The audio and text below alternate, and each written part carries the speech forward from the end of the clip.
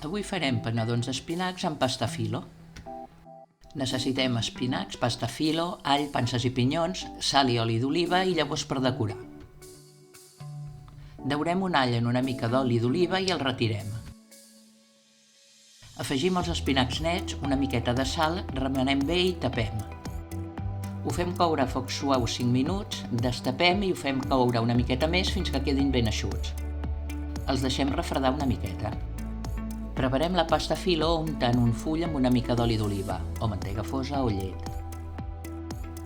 Pleguem aquest full per la meitat i l'omplim amb espinacs, posant-los en un extrem d'aquest rectangle.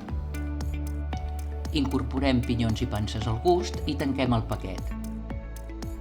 La pasta filo és una mica delicada per treballar. També es poden fer servir els cercles de fer les crestes.